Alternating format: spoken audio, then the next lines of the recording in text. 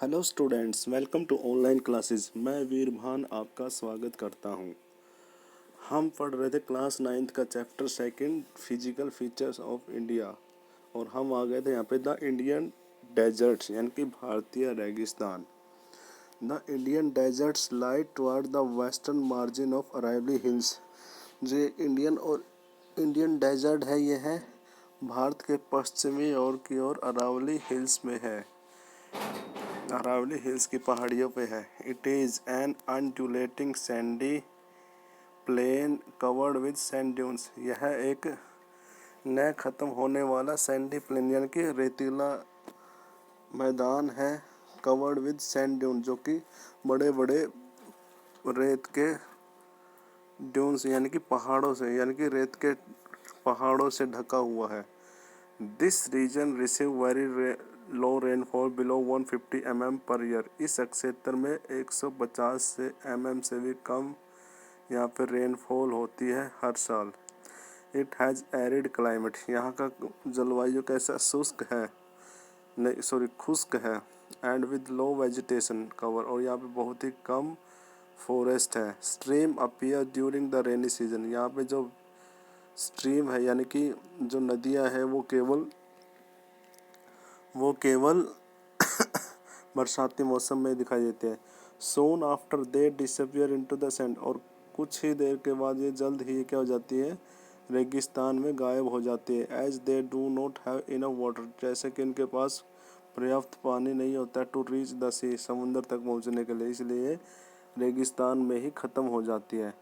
Luni is the only large river in this region. Luni ही केवल यहाँ पे सबसे बड़ी नदी है इस क्षेत्र में। बाचन क्रिसेंट शेप ड्यून, यानी कि क्रिसेंट होता है जो आधा चंद्रमा होता है ना, उसके शेप के ड्यून, उनको बोलते हैं बाचन।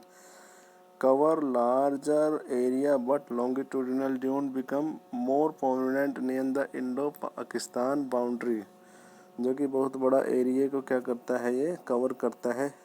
लेकिन इसका जो लॉन्गिट्यूडिनल ड्यून है यानी कि जो लंबा जो रेत के जो टीले हैं, become more prominent near the Indo Pakistan boundary, जो कि भारत पाकिस्तान की बाउंड्री पे दिखाई देते हैं।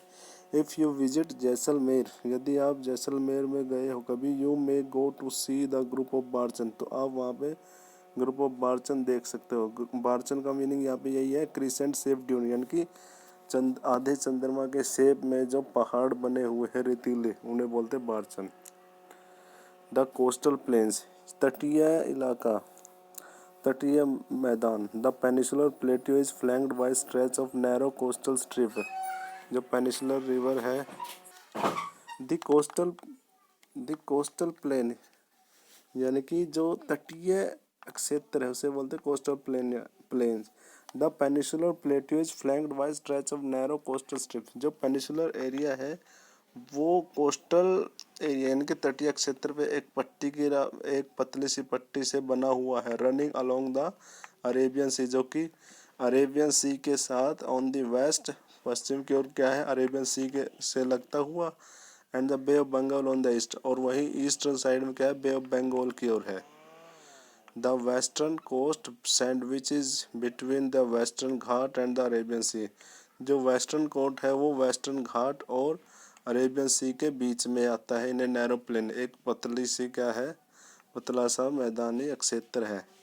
इट कॉन्सिस्ट ऑफ 3 सेक्शन, या 3 सेक्शन से बना हुआ है, 3 पार्ट से। The northern part of the coast is called the Konkan, जो नॉर्दर्न पार्ट है उसे बोलते हैं कोंकण, जो कि मुंबई गोवा के क्षेत्र में आता है। And the central state is called the Kannada plain, और जो मध्य जो फैलाव है इसका उसे बोलते हैं Kannada plain. While the southern stretch is refer to as the Malabar coast, जिससे को जो कि मालाबार कोस्ट है यानी कि जो कि केरल को लगता हुआ। The plain along the bay of Bengal are wide and level, जो बे ऑफ बंगाल से लगता हुआ जो क्षेत्र है वो काफ़ी बड़ा है और जो काफ़ी चौड़ा है, लेवल है उसका, काफ़ी चौड़ा है और लेवल है यानी कि वो समतल है। In the northern plain it is refer to as a northern Sircar, northern plain में से जाना जाता है नॉर्दर्न सिरकार के नाम से, while the southern part known as the Coromandel, और साउथ का जो पार्ट है उसे जाना जाता है कोरोमंडल कोस्ट, जो कि तमिलनाडु के पास है। जो large river such as Mahanadi, यहाँ पे जो बड़ी बड़ी नदियाँ हैं जैसे कि Mahanadi, the Godavari, the Krishna and the Kaveri have formed extensive delta on the coast, जो कि काफ़ी बड़ा फैला हुआ डेल्टा बनाती है तट पे। Lake Chilka is an important feature along the eastern coast, और ईस्टर्न कोस्ट में चिल्का लेक नाम की जो झील है जिसमें बहुत ही महत्वपूर्ण फीचर है, यानी कि सबसे अलग उसकी अलग ही विशेषता है। Do you know the Chilka lake is the largest salt water lake in India, Chilka lake ही सबसे बड़ी भारत की नमकीन पानी वाली झील है। It lies in the state of Odisha, यह स्टेट ऑफ ओडिशा में है। To the south of the Mahanadi delta, Mahanadi के साउथ के डेल्टा में बनी हुई है ये। नेक्स्ट है the islands. Do you have already seen that India has a vast mainland, आपने पहले से ही पढ़ लिया है कि भारत में बहुत ही बड़ी क्या है मेनलैंड है, यानी कि भूमि है। Beside this the country has two group of island, अब इसके अलावा हमारे देश में दो ग्रुप ऑफ आइलैंड है। Can you identify these island group, क्या आप इन आइलैंड ग्रुप को आइडेंटिफाई कर सकते हो? आइलैंड को बोलते हैं हिंदी में द्वीप।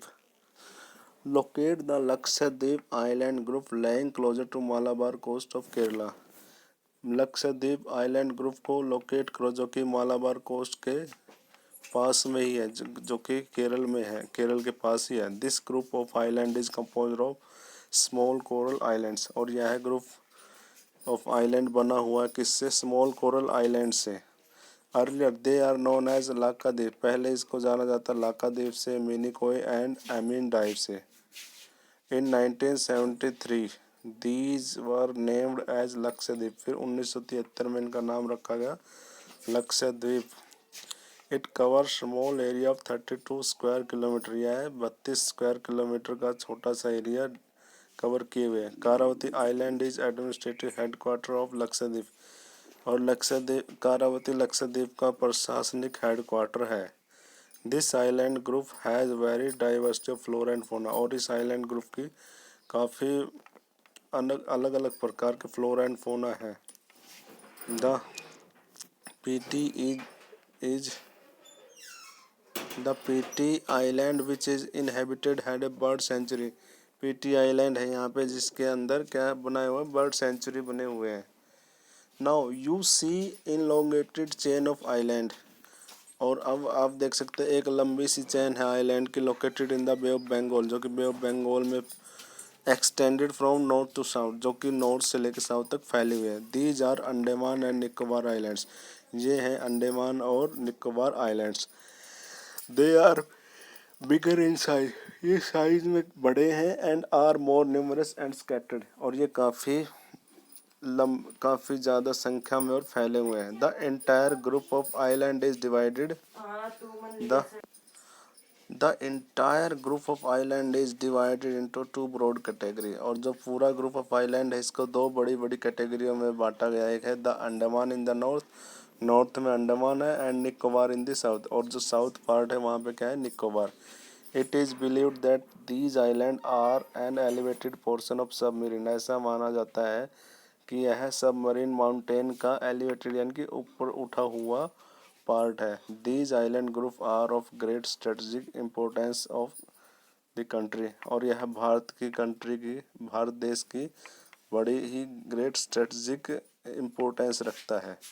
This is a great diversity of flora, there is a great diversity of flora and fauna in the group of island too, यहाँ पे बहुत अलग प्रकार के विभिन्न प्रकार के फ्लोरा एंड फौना, यानी कि फ्लोरा एंड फौना क्या है? यहाँ पे फॉरेस्ट और एनिमल्स अलग अलग प्रकार के मिलेंगे यहाँ पे भी। These islands lie close to equator and experience equatorial climate, और यह इक्वेटर के नज़दीक है बिल्कुल, जिसमें कि इक्वेटोरल क्लाइमेट को क्या कर रहे हैं? एक्सपीरियंस कर रहे हैं। And has thick forest cover, जिसमें घने जंगल हैं। Do you no India is the only active volcano found on Warren island in Andaman and Nicobar group of island. क्या आपको पता है कि भारत में इकलौता जो एक्टिव वोल्केनो है, ज्वालामुखी है, वो केवल कहाँ पे है? Warren island in Andaman and Nicobar group island में मिलता है। A detailed account of the different physiographic unit highlight the unique feature of each region। इस प्रकार जो डिटेल हमने जानकारी ली है भारत के जो फिजियोग्राफिक यूनिट्स की, जो कि इस हर क्षेत्र के अलग फीचर्स हैं। It would however be clear that each region complements the other. इस प्रकार क्या है, एक जो रीजन है दूसरे का क्या कर रहा है? कॉम्प्लीमेंट्स कर रहा है, यानी कि उसका पूरक बन रहा है। And make the country richer in its natural resources, जिससे कि देश को क्या बना रहा है? अपने प्राकृतिक संसाधनों में रिचर बना रहा है, यानी कि अमीर बना रहा है। The mountains are the major source of water and forest wealth. और जो पहाड़ है वो वाटर का और फॉरेस्ट वेल्थ का सबसे मुख्य संसाधन है। The northern plain are the granary of the India. और जो नॉर्दर्न प्लेन है वो अनाज के लिए काफ़ी महत्वपूर्ण है, उत्तरी मैदानी इलाका है। They provide the base of the early civilization. वो अर्ली सिविलाइजेशन का बेस प्रोवाइड करते हैं। The plateau is a store house of minerals. और इस प्रकार जो प्लेट्यू यानी कि पठार है मध्य में, दक्षिण में, वो क्या है? स्टोर हाउस है मिनरल्स के। And which has played a crucial role in industrialization of India, जिसने भारत के औद्योगिकरण में काफ़ी सहयोग दिया है। The coastal region and island group provide sites for fishing and port activities. और जो कोस्टल प्लेन है यानी कोस्टल क्षेत्र है और आइलैंड ग्रुप है, वो फिशिंग के लिए और पोर्ट एक्टिविटी के लिए काफ़ी हेल्पफुल है। Thus the diverse physical feature of the island has immense future for the possibility of development. और इस प्रकार जो विभिन्न प्रकार का जो फिजिकल फीचर्स है लैंड पे, वो क्या करता है? भविष्य के विकास के लिए संभावनाएं व्यक्त कर रहा, यानी कि संभावनाएं जागृत करता है भारत के जो डाइवर्स फिजिकल फीचर्स है। तो इस प्रकार आज हमारा ये लेसन कंप्लीट होता है। कल आपको इसके एक्सरसाइज क्वेश्चंस करने हैं। Okay students.